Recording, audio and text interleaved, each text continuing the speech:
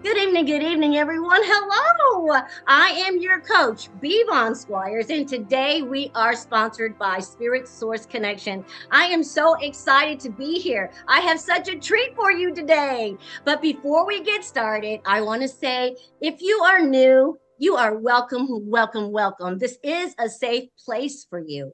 And if you are returning, I want to say thank you so much for allowing me to be your coach. Thank you for coming here week after week to hear all of the wonderful things that I have to share with you about being a multi-dimensional spiritual being. Yes, that's what I believe. I believe we're all spirits living in a physical shell, if you will, and that we have gifts, innate gifts that the creator has given us so that we can communicate with him and also so that we can navigate the tough difficult thoughts and the difficult feelings that we feel from time to time.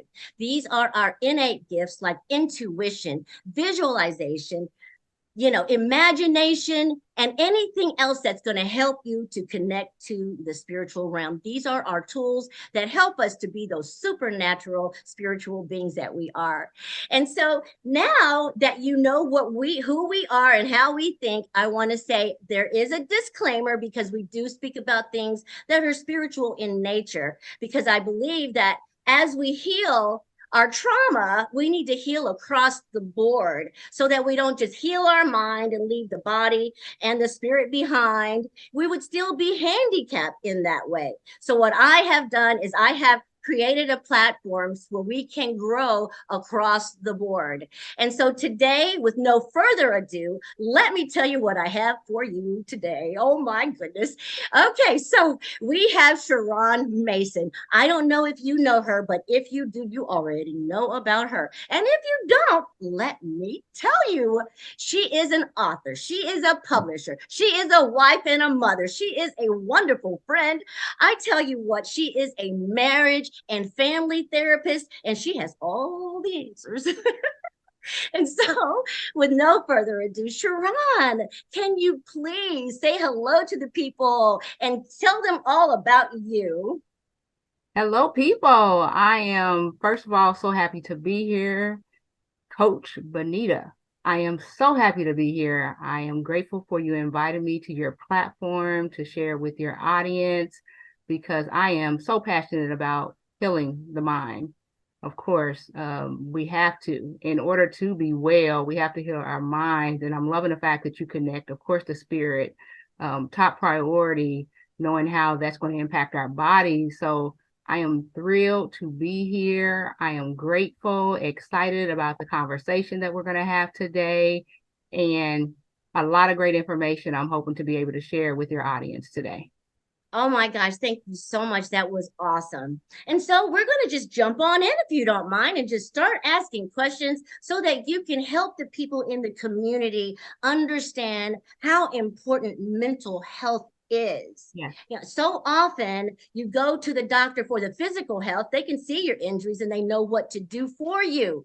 But mental health, there are invisible injuries, spiritual injuries, moral injuries that have to go into the mental health. And it has to be a trained eye, a trained someone who can help you navigate through that and help you understand what the problem is. Mhm. Now, Sha'ron, being the marriage and family therapist that you are, I have a question.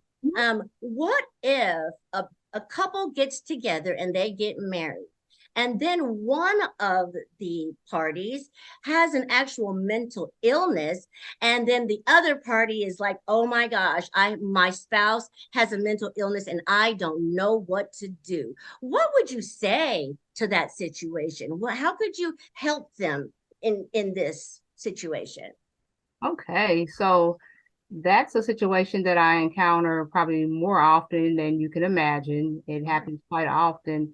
And what I find is the person who is probably just finding out, they're going to be taken aback. They're going to be thrown. It's going to be, wow, I didn't know that this is something that was even within the relationship, something that was within my partner, and it's going to throw them, of course. And so I'd say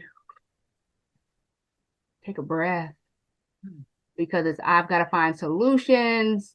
It's everything's chaotic. And sometimes we need to just slow things down, because when we don't, that means I'm going to be very reactive and I'm going to be making choices and decisions from that space. And we don't want that. We want you to be able to make rational decisions. And I say, take a breath, slow down. And then let's see, what is it that I need? I want to look at, what do I need? Because oftentimes we go into that place of, I want to solve these issues, these problems for my partner, for my spouse. But check in with yourself first. What is it that I need? Okay, I need some support. How do I garner that support in a way that's going to be most helpful for me, given that now I have to be a support for my partner? So I may have to build my team up, and that may be someone within my church. That may be that I've got to get into therapy, because sometimes it's, well, I need to get this person into therapy, my partner. Sometimes we need to do that for ourselves as well. So I'm going to Mm. look and see, what is it that I'm needing first, because if I have not put on my mask and I'm trying to put the mask on my partner, then it's not going to be most helpful. And chances are it can be even harmful. Like, oh, how's it going to be harmful? I'm just trying to be of help. Sometimes I may not be of best help to this person because I'm not in a place where I can give it. So I need to make sure that I'm in the best place possible. And now let's see how it is that I can support my partner. What Mm. is it? All right. Oftentimes we're looking at, what are the symptoms? That's the thing that tends to be, what are the symptoms? What are the things that are not happening, occurring the way that I would want them to, or that my partner may want them to? And then how can we link with services, link with a provider, link with a therapist, link with a doctor, whoever it is that we're needing to link with in order to get the partner the help in which he or she needs. One thing that sometimes comes up is the partner may not want the help. Mm. Okay, that's totally different than now the partner realizes that they need the help. So the partner may decide, because this is an adult, that I don't want the help, and it may not be to where my mental illness of what I'm experiencing is something that they would say, well, now this person is going to harm themselves, they're going to harm someone else, and then someone can step in. It may not be to that point. So this person actually does get a choice in whether they decide to seek help. So there's so many different layers to it, but we have to take, layer by layer, rather Mhm. than saying that I'm just going to solve all of this. So I go back to that place of, I'm going to need to take a deep breath. I'm going to see what it is that I need. And then I'm going to have to do a little bit of assessing, which may mean that I need to get with a professional, because now I'm trying to assess and I'm not even sure what it is that I'm looking for. Mhm. So get with a professional to see what is it that this person is needing, and how can we go about something that's holistic, not just to put a band-aid on it. It's like, no, let's see what it is that we can help this person with in the best way possible to not be of harm. Yeah. Oh wow, that was really an amazing answer. Thank you. It was so much that you packed in there. You have to be able to pour from a full cup of your own. So we have to make sure, right, that we are getting what we need so that we can help the person that needs the help. Yeah. And then when you said, well, what about if that partner doesn't want to get help? Wow, I hadn't even considered that. Yeah. I can only imagine what kind of trauma that could be for the other, for the unsick, partner, and feeling like their hands are tied and don't know how to help the partner, especially if the partner doesn't need help or want the help. Now, in a situation, I'm going to further on with this, in a situation where you find a partner that doesn't want help, what would you say to the other partner? Stick in there and stay? How would you counsel that other partner? Ooh, you're getting deep there. So I am never the person to tell a person that you are to stay or you are to go. No, I don't take that on myself. I don't believe that that was the way that I should go about doing my work. So I would never tell a person that you should stay, you should go. Um, I would say, let's see how we can meet this person where they're at. Ooh. Yeah, let's meet this person where they're at. And it may be that I am willing to look at this part. Okay, so let's look at this part. It may be that I'm willing to talk to this person. Okay, so let's talk to this person. So may just need to start kind of asking some questions and being curious rather than saying full on, this is what you need to do. Sure, sure. Yeah, it's like, how is it that I know exactly what it is that you need to do? So removing self from that place of being necessarily the expert Mhm. and kind of working alongside the person as much as possible to see what are you willing to do? What are you willing to even address? It Mhm. may be something small initially that opens the door. Sure. Sometimes it's not just this huge opening. Sometimes it's something small and, initially let's take that. What does that look like? You do have some people who say that, well, my partner wasn't willing to seek help, but there were some things that did shift and change in a way to where the situation was tolerable for both of us. Oh, good. Each couple, it's different, but then you do have some couples that say that this situation was so detrimental to my own mental and emotional health that I was unable to stay. And so Sure. they Sure. may say that I'm not going to go see this mental health clinician here, but I'm actually willing to go in to see this marriage and family therapist so we can work on these pieces. Maybe that, oh, I'll work on some pieces around communication. I'll work on some pieces around the parenting. So maybe that small opening that can help to see even the bigger picture once you start doing the work. Oh, wow. That's what a great answer. I threw you a curveball and you just batted it out, batted Oh, it out into the field. Home run. because this is what happens. I mean, I see these scenarios and these situations, so they're not far-fetched whatsoever.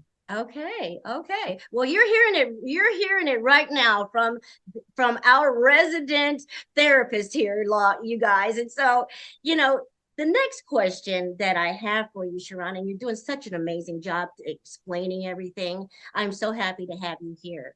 And so now the next question that I'd like to pose is, what made you decide, what was your motivation behind becoming a marriage and family therapist? Because I know you had a regular 9 to 5 and all of that. And what made you decide that you wanted to go into this particular arena? So it really depends on what day you ask, because there's two different things that come to mind. Okay. And the one that tends to come to mind is my grandparents' relationship. So they both since passed on, but I remember the example that they set for me as a young person, a little person coming up.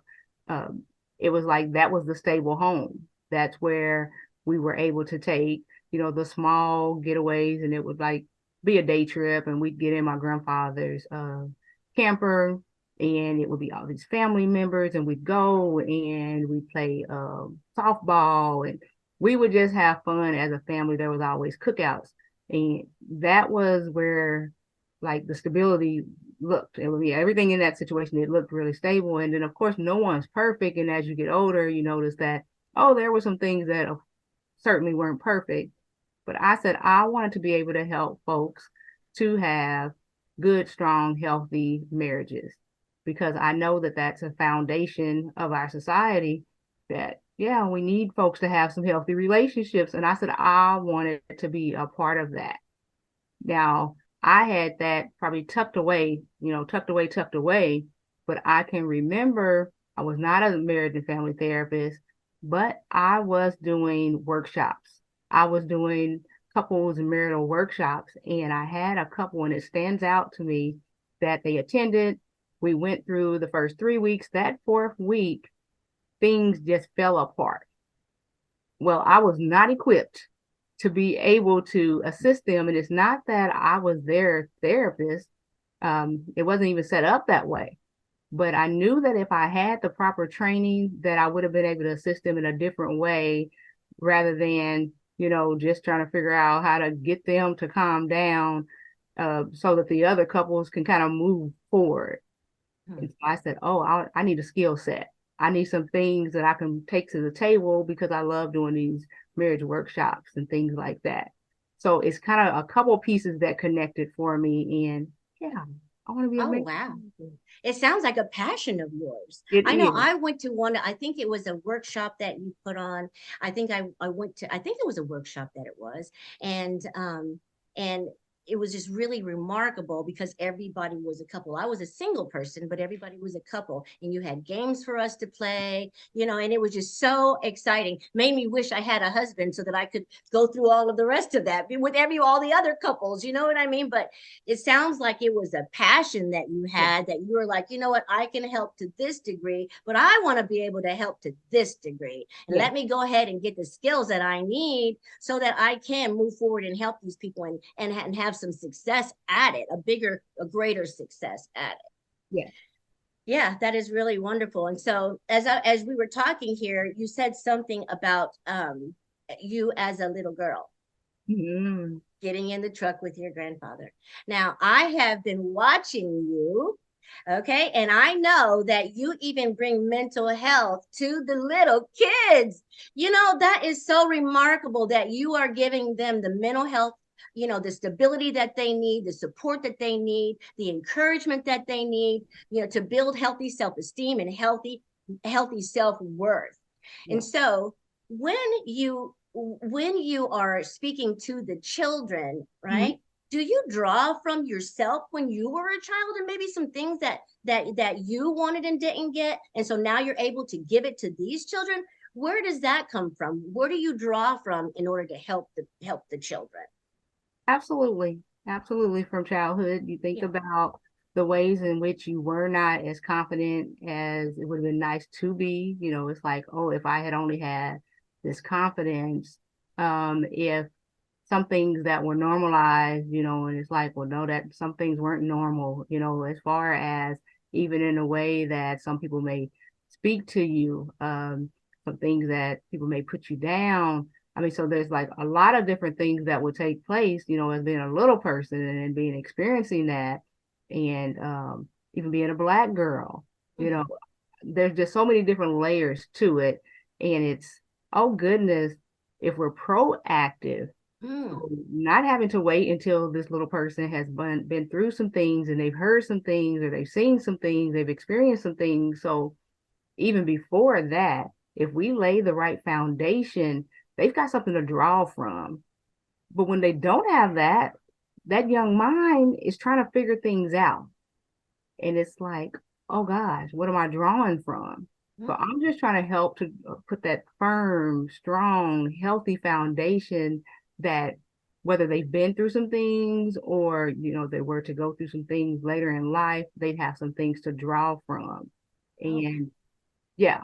And I find that even in trying to address some things with the little people, that, the mamas, the grandmamas are saying, oh gosh, I'm getting something from this as well. Ooh. Yeah. Yeah. It's like, oh, this is healing. Oh, even in the soft and gentle ways in which, I'm thinking in particular of one book, the way that the mother speaks to the daughter, and even in how she kind of puts her hand up under her chin and looks her in the eyes and talks to her gently, to let her know that what you heard, that wasn't okay. Mhm. And we're not going to hold on to things that are harmful. We're going to, we're just not going to let that be a part of us. And we don't have to. And it doesn't matter where that information comes from. Mhm. I know as a little person, I thought that if this is an adult, and this is a person that's an authority, that, yeah, what they're saying is truth. And this is Mm. what you're supposed to believe. And sometimes, no, it's not truth. And no, it is not something that I should believe. But for the mother to tell the daughter that, no, it doesn't matter that it was your grandmother, you know, or your older cousin or this young lady in gymnastics. It doesn't matter where it came from. If it does not build you up, then you are not to hold on to that thing. And it's like, whoa, that's empowering. You mean grandma said it? I don't care if grandma said it. I don't care if I said it. Yes. Mhm. So Mhm. yeah, it's important for me to put those types of messages out so that young people, little people can know that I can challenge that. I don't have to hold on to that, and it doesn't matter where that came from. Oh my God. Extremely important. I want to empower our young people. Absolutely. And you're doing such a great job of it. What do you have, like 8 children's books out now? No, actually, I don't. I have three children's books out, and let's see, and I have one. The illustrator is doing the illustrations currently. That'll make number four, but I Okay. currently have three out. Okay. And so you guys, Sha'ron, like I said, she's an author and a publisher. This young lady helped me publish my book, The Energy Harvest, huh? A spiritual model for the enhancement of your life.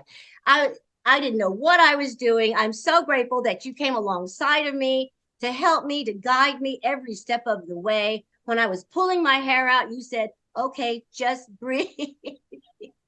It's gonna be okay. Just breathe. And you made the process so smooth for me. And I just can't thank you enough for that. And I know you're helping other people produce their books as well. Now, when is your next workshop, your next writing workshop? Because I know you do those where you help people, come in with their manuscripts and learn how to self-publish. When are you going to have your next ones? Let the people know in case they want to go ahead and sign up. So, I would say to shoot me an email because I do not have one scheduled, Okay. but I am partnering with an organization that anytime that there are slots available, now, if there are slots available, people are able to get into them and they actually don't have to pay. Ooh. Yeah. That you heard it right here, folks. You heard it right here. Sha'ron is getting ready to partner with an organization that will allow you to come in and publish your manuscripts for free. Yeah. That is remarkable. Oh my gosh, that is so remarkable. Thank you for that information. And so, can you give the people your email address so that if they have an idea or a manuscript, they'll be able to contact you? It is love that relationship at gmail.com. Love that relationship at gmail.com. Okay, wow. All right, and so we're going to move on. I know I have a lot of questions, and I know that people want to know all about you. And so now, what do you find the most challenging part of your practice? What is the most challenging? Most challenging. That is a great question. Trying to think what currently. So I'm going to go a different direction so I can work Okay, that direction. So what I'm absolutely, absolutely loving is my couples work. I'm still a marriage therapist at heart. So even though I work with individuals, I work with families, I work with, of course, couples, marital work, couples in general. And so some of my favorite work today is still my couples work. And if I think in terms of the most challenging, it would probably have to be folks being consistent. Now, my practice, and I'm even with CTS Counseling Center, so I'm a staff therapist with them. oh, okay. So folks are pretty consistent, but when people aren't, then the work is going to take longer, of course. It's going to take longer because you've got to definitely have the buy-in. And in order for folks to be able to continue to move along the continuum of the healing, they have to be consistent. And sometimes, I don't know, I don't want to say we're on the tail end of the pandemic, but within the pandemic, consistency for some folks has been because I've got all these other challenges as well. So it's not only that I need to attend my therapy, I need to figure out something with the kids' schooling, things with work. I mean, there's a lot of different things that vie for our attention. Yes. And when a person's not able to be consistent, then, it's going to be harder to get them to where they're wanting to be. And so I would say sometimes with that consistency, Mhm. yeah, that's what really stands out. I love the work. Yeah. Yeah, I absolutely love the work. Another piece I would have to say is balancing. So I don't take on a ton of clients, but I have to be very mindful and careful not to, because my self-care is of top priority. And so I have to make sure that I'm allotting time to do the things that I need to for myself. because if not, then they're not going to get the best therapist that they could receive. Sure. Extremely important. So it's that balance of making sure that I'm allotting enough time for my self-care so that I can do the work that I'm wanting to do, the quality of work with my clients. Right, right. Thank you so much. I know doing the work is so important Mm-hmm. when you want good results. Yeah. You're going to have to do the work. That's why in my book that I wrote, it's a workbook, Yes. right? It's a workbook so that people can navigate the difficult thoughts and feelings and find their own truth, right? Because not everybody's truth is going to be the same. And so what I'm really finding is that trauma, of course, is what I love to talk about, and it's in my heart.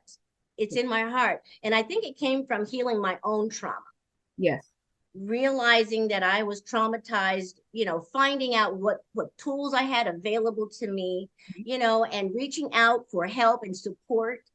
A lot of times the support you get is not going to come from where you think it's going to come from. But what I have found out is that the universe or the creator, whatever you say, always brings us what we need when we need it. It's just about us being open to receiving it, right? Do you agree with that?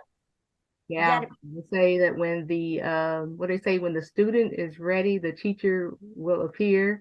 Yes, And I'm not sure who that whose quote that is. But yeah, when the student is ready, the teacher will appear. So when I'm ready to do my work, wow, here's someone to come alongside me and walk with me through this journey and support me in this. And I found that in my life to be true. So not only am I a therapist to therapists, so through CTS, I'm staff therapist. So I see some of their students who are in school to be therapists. I have a therapist. Yeah, I love to make sure that folks know that because yes, sometimes it's okay, she's a therapist and she's doing the work, but oh, how much does she believe in this thing? So much so that I have a therapist. I look absolutely. forward to, and I believe I've got a 1 o'clock schedule for tomorrow. I look forward to because you've got to have a place where you process. You have to have a Absolutely. place where you unpack. You have to have a place where you continue in your journey and work on the things that you need to so that you're not, you know, bleeding into the lives of these folks that you're there to help support in their healing, Oh my their goodness. journey. So no, I do my work. I show up. Yes. Oh my goodness. Yeah, it's part of my self-care.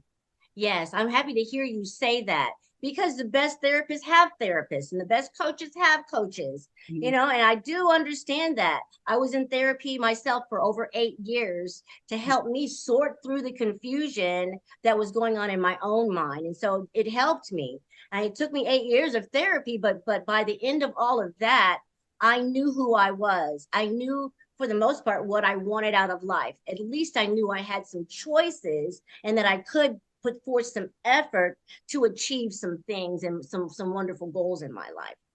And so now if someone doesn't know exactly what they want to do or how they want to do it, it's always best to have a therapist available to give them prompts or to help them, open their mind to newer things or to some new treatments and that sort of thing. Do you find yourself having to coax people, or when they come to you, they're just like, we need help with this and this is, and then you maybe, I'm not sure, but say, you know what? That's not the main issue, but this is. And so you redirect them and give them some clarity about what the situation really is. How good does that make you feel when you see the light bulb go off in their eyes? When you see that what you're saying is making sense and you see a change happening in their lives? How does that make you feel? Ecstatic. I mean, it's amazing just to be a part of someone's journey. Yes. I mean, it's an honor and a privilege. It Mm. truly is. And it's not something that I take lightly. So someone may attend a session and it may be that, okay, this is what's taking place and I want to work on this. But oftentimes I find that we're going to do some grief work. And they may not ever say that I'm coming in here to do some grief work.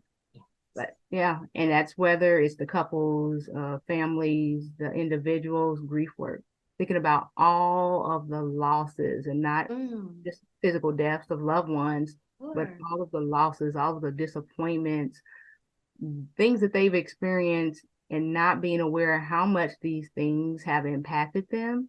And it impacts me and impacts my relationships, the way in which I view the world. And so, yeah, we tend to do a lot of grief work, and a lot of folks aren't even aware that they're coming in for that. But yeah, we're going to do some grief. Mm.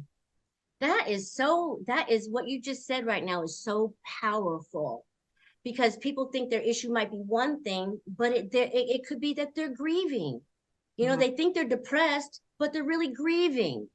And that grief process is so intricate and it's so it's so tailored to the specific person, Yeah. right? Yeah, And no two so are the same. Absolutely not two. And sometimes we viewed different people and we think that what our journey should look like is what the next person's, or, I saw my mother grieving, and it may be that I didn't see my mother grieving. So that's not even a thing. We lose someone or something changes, there's a transition, there's an adjustment, and we just move on, we pick up because we are strong.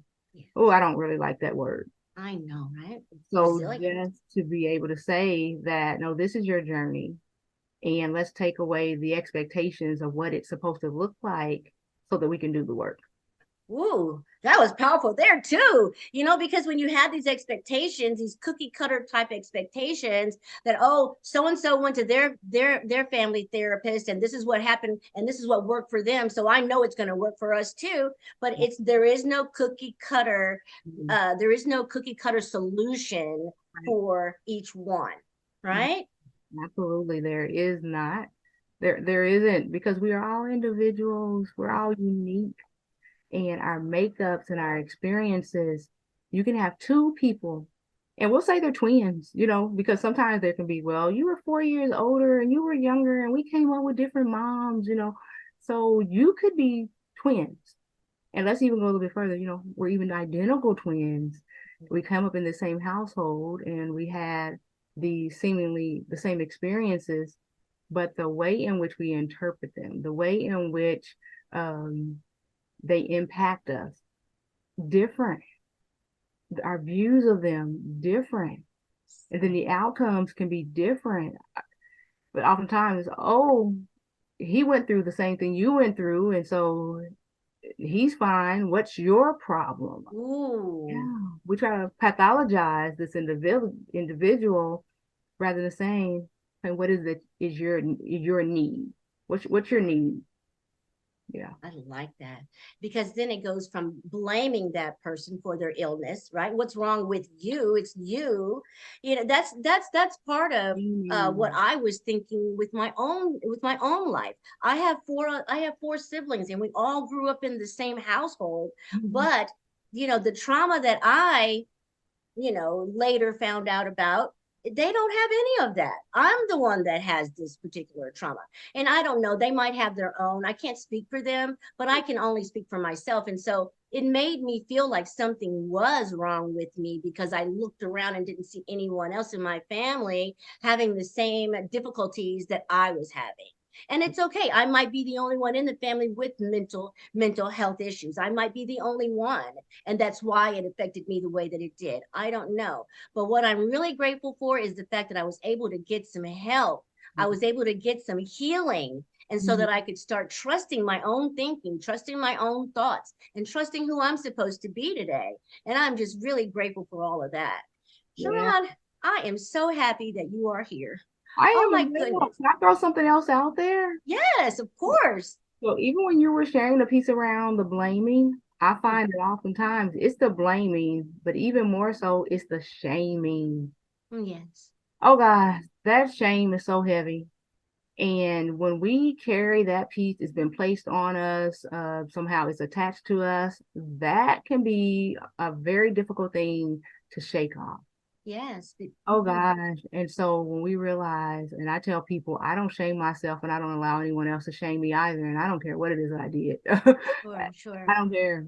So guilt can be a good thing. It can make me say, well, I feel guilty and I'm going to change something. Sure. I'm not going to do this thing the same. But the shame, that's something different. It takes a It hold is. of you and it says that really you did it because that's who you are. And it can be so degrading. It can be so heavy, um, destructive. So yeah, I don't believe in the shame thing. And I find that we tend to shame, we shame folks. You hear Yes. people say, oh, You should be oh, ashamed of yourself. yes. I've heard that so many times. Oh my And God. but I didn't realize that the shame was me saying I'm a bad person. I am a mistake. I can't get it right. That's the shame. You know what I'm saying? That's the shame. And so as a result of that, I have to listen to I pray and I meditate, and I also listen to positive affirmations. I have to listen to those positive. I am worthy. I am enough. I am, uh, uh, productive. I am responsible. I have to tell myself these things so that the audio in the background that's still shaming me, that's still saying you can't do that, what do you think you're doing, I have to be able to speak to myself. Yeah. Sometimes the best encouragement comes from myself to tell me that no, that's not true. But those autopilot conversations, what do you have to say about that part, Sha'ron? The autopilot conversations that we have sometimes based on being abused or neglected and told certain things. And so now, as an adult, we have to heal that little child that's still inside. And so, how do we speak to her and give her what she? Yeah, so a couple things come to mind. Me personally, I am in my word, I'm in my scripture, and I am who that word says I am. And it's none of that shaming thing. It's none of that. So I make sure on a regular basis I am in my word. Oh gosh. And I get a lot of my affirmations from that place. What I do is I tell people that we need to speak to ourselves as we would the person that we most love, the most care about, our best friend. And I've had clients who tell me that I don't know how to be a best friend to myself. Mm. And so we start having conversations of what this looks like. What would it feel like? Um, the things that when it comes to my mind, now I need to challenge it. Oftentimes we will allow that thing to play out for so long, and now we're down this rabbit hole. So we need to catch it as soon as possible. We need to challenge it, and we need to replace it. We need to replace it with the positive, and we have to have that awareness.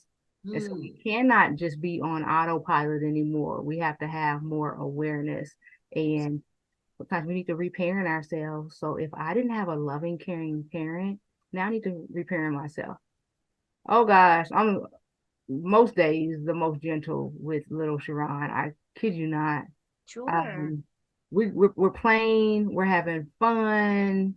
I'm extending her all the grace, and we're having these wonderful conversations. I can recall my daughter was she even a teenager then? She may not even have been a teenager quite yet, but I would be in the mirror and I would be affirming myself. And she's looking like, what the world? Like, yeah, no, I am building myself up. And I would talk to Yeah. myself in the mirror, washing my face, brushing my teeth, whatever it is that I'm doing, looking at myself, would Yes. do that. And I would do Oh, that.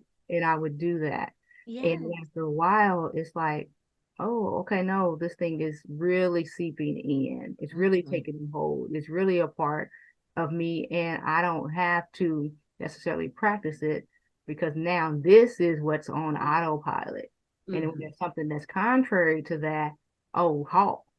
I've done Yes. all this work. So there is no way that I'm going to allow you to speak to me any kind of way. We start setting different boundaries. Yes. But no, I'm going to teach you how to treat me. I'm going to teach you how to talk to me. I'm going to talk to myself loving and caringly. And then that's the expectation of you as well. The next. Absolutely. Oh Mhm. my God, that was so beautiful. That was so beautifully said. When I was a young child, I used to want to play in the mirror and just look at myself. And I mean, that's how children know who they are. that's how they affirmed themselves. And so I was not allowed to do that. And so whenever, I was caught in the mirror, I had a parent that would say, get out of that mirror with your ugly self. And so this is something that I was told on a regular basis. And so I didn't know how to love me. I didn't know how, I had to learn. I had to learn how to love me. And I had to learn how to say, you are just who you're supposed to be. You are, and then I had to pray to the creator. Tell me who you say I am.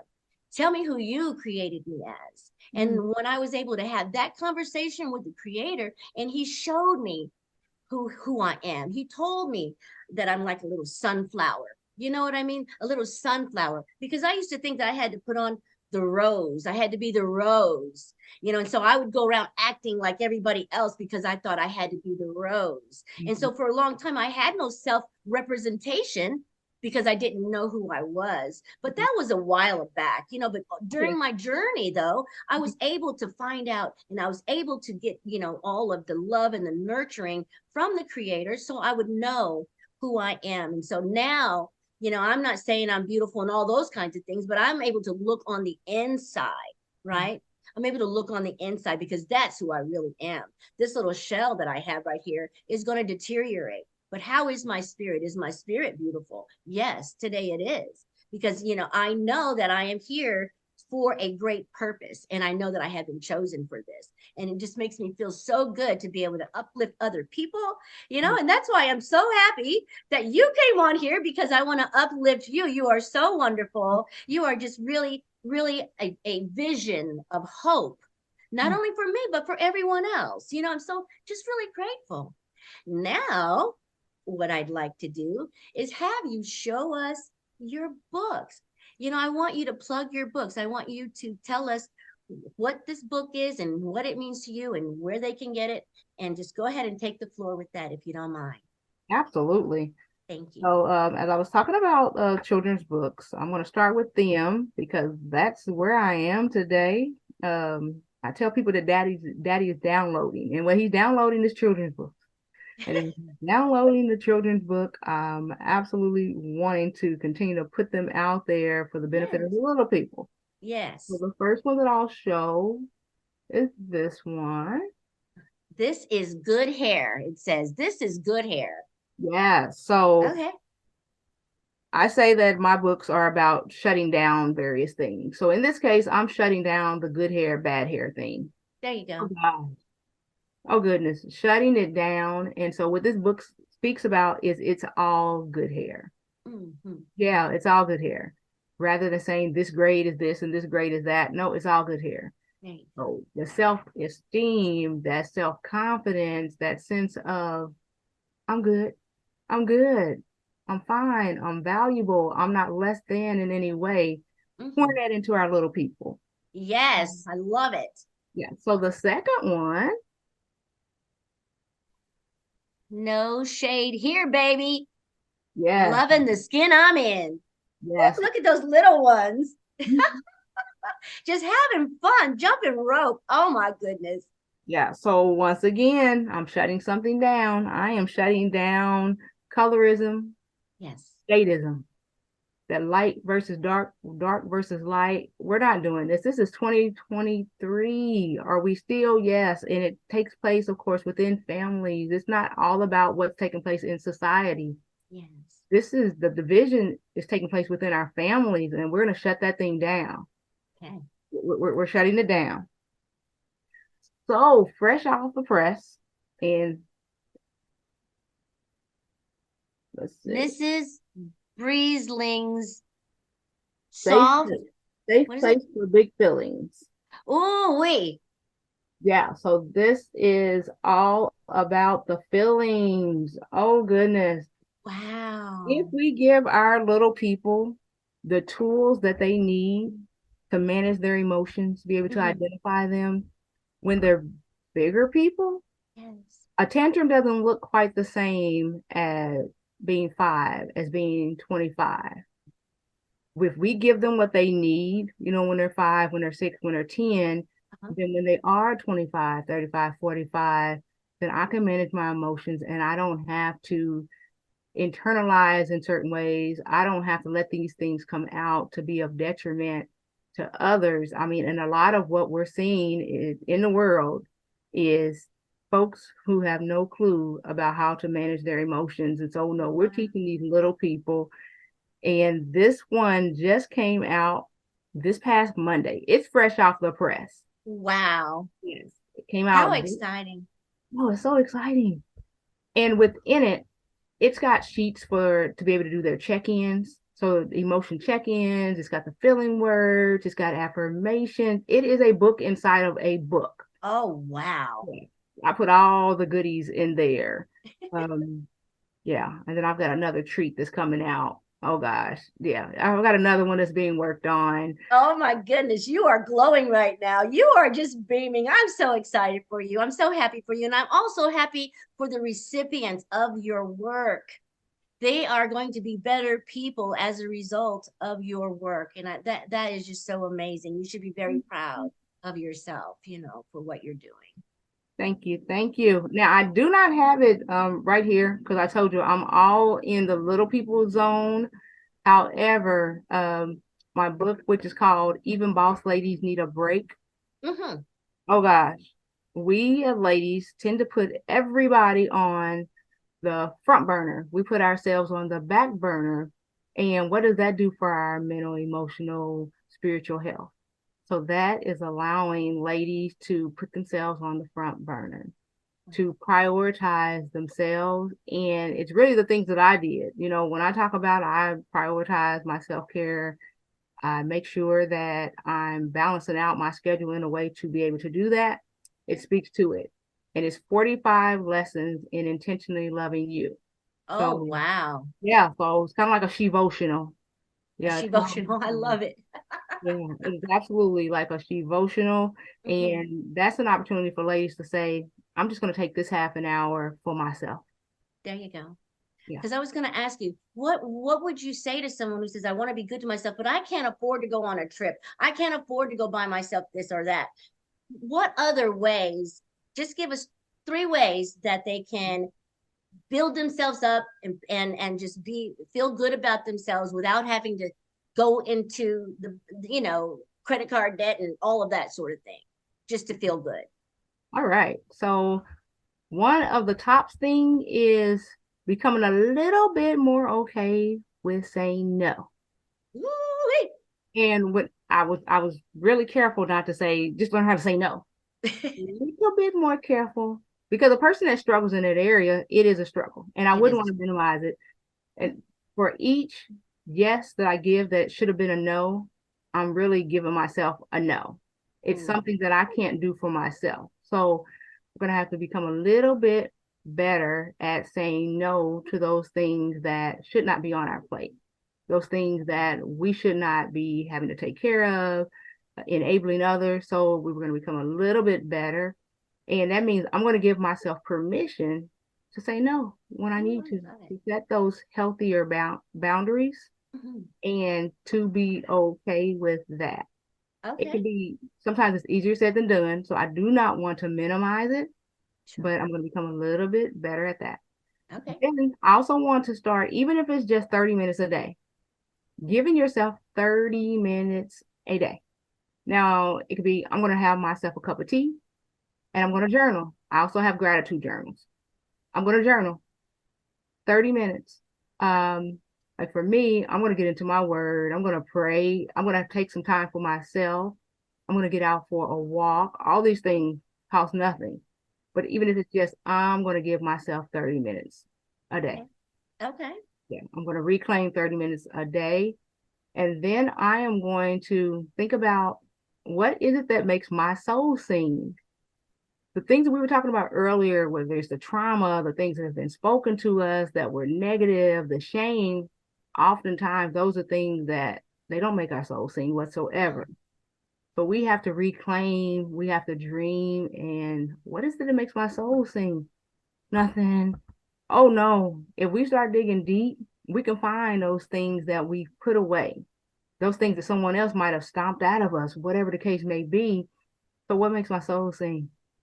I feel like art, it made me like I like art. Hmm. or I want to get back into my photography or music, Yeah. or I just want to have lunch every other week with one of my girlfriends. So getting back to what is it that makes my soul sing and to gift that to yourself. Oh my goodness, how remarkable is that? Wonderful, I'm gonna wonderful. gift it to myself. Hmm. I want to gift it to myself and give myself permission to have that, that 30 minutes a Absolutely. day to do what makes my soul sing, to set those healthier boundaries. Yes. Oh wow, that was so wonderful. Thank you so much. I'm just so thrilled. I could talk to you all day. You know that, right? So but Yes. we're going to have to wrap it up here. But I am just so grateful to have you on today. And just thank you so much, for all of the wisdom, all of the knowledge and information that you have shared with us today.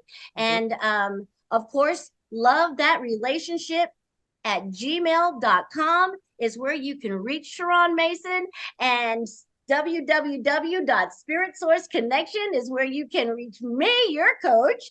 And with no further ado, we're going to go ahead and wrap it up. And thank you all so much for being here with Sha'ron and I to talk about mental health for the month of May. Thank you so much. And we'll see you next time, our friend Shar'ron Mason. All right, guys, take care.